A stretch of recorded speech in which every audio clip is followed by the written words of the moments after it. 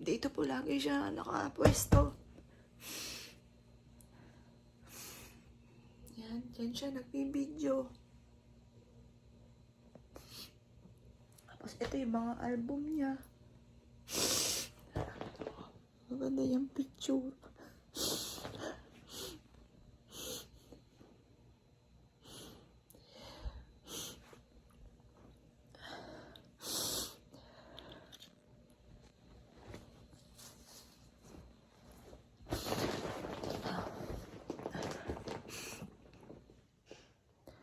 Yung araw na ito, napakabigat. Hindi ko alam. Piling ko nandito lang siya.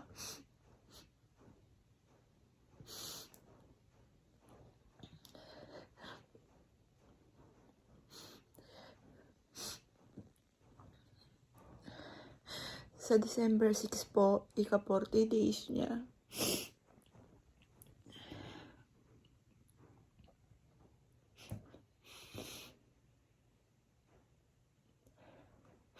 Sobrang miss na miss ko na ang anak ko. Miss na miss ko na.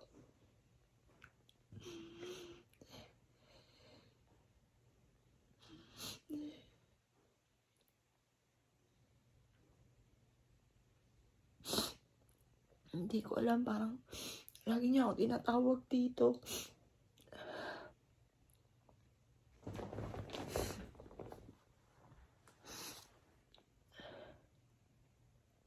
Gusto ko nga po dito ko matulog.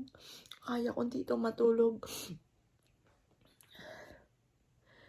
Hindi ko alam, parang may gusto pa siya sa akin sabihin dito eh.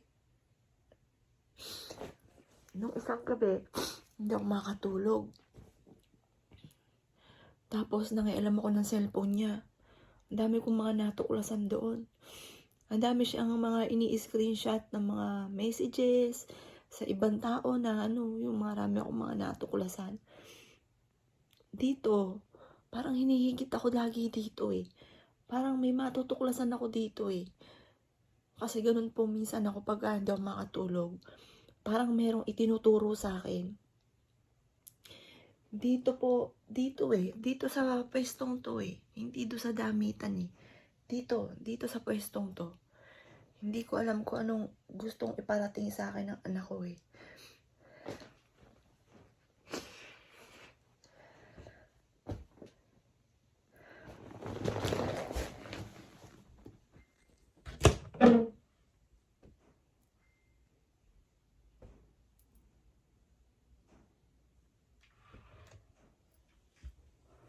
Parang may narinig akong cellphone.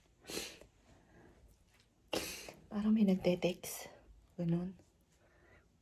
Anak, ipakita mo na naman ano bang gusto mo iparating, anak. Ano bang gusto mo pang iparating? Sabihin mo na, anak. Basta dito sa, di ko alam kung dito, or dito sa side dito. Mister ko tawag ng tawag sa akin.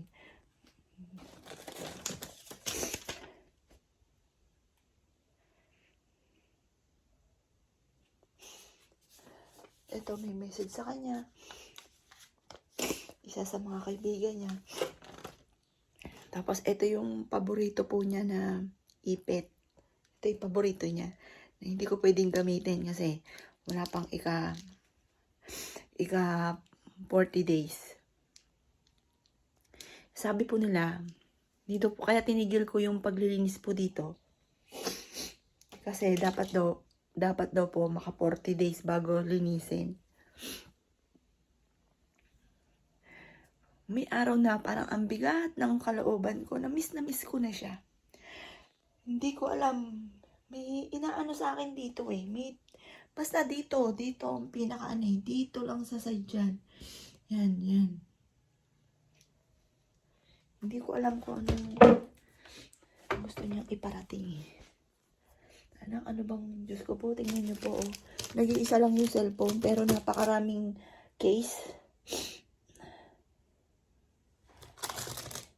May gusto po siyang iparating. Dito sa kwartong to. Dito sa side na to ang gustong gusto kong puntahan eh. Parang dito lang eh.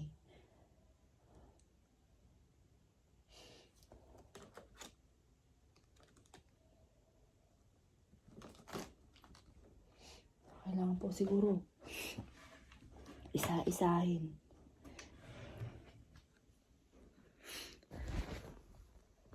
Feeling ko nandito lang yung anak ko eh.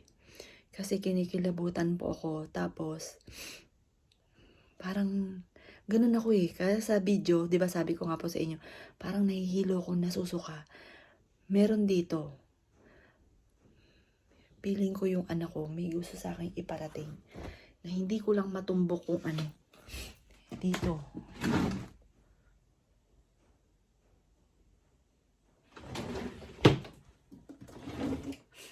Diyos ko po, napakadami. Halukayin ko to.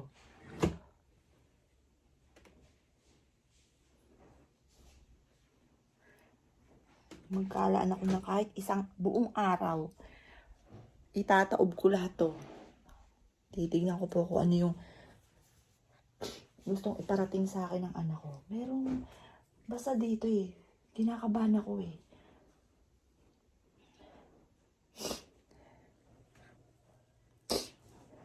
Dun sa letter.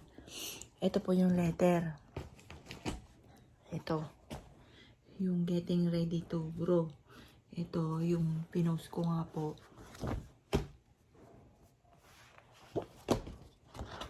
Tapos yung iba pa. Yan. Basta kailangan bago mag 40 days, magawa ko na yun or bukas. Bukas po.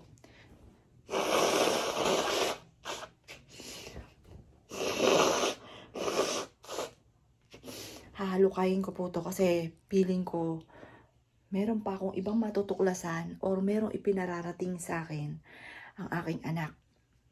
Dito yung pinaka-target ko eh. Dito lagi siya nakapwesto.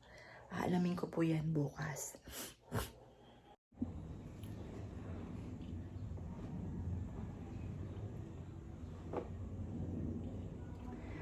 Ngayong araw na ito mga bossing, hindi ko alam kung ano yung nararamdaman ko.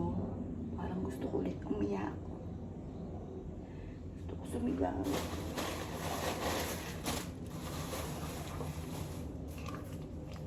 Sobrang lulungkot ako.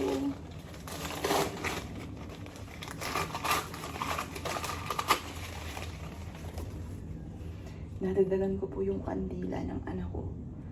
Tapos, bibili pa ako ng sunflower. Kasi yung sunflower, ang paborito niya. Paborito ko rin po na bulaklak. Na, ito ay liwanag. Para tuloy-tuloy ka nang makakit sa langit. Mahal na mahal ka ni Mami, anak. Panalain ko na maging masaya ka na kung nasan pa man naroon.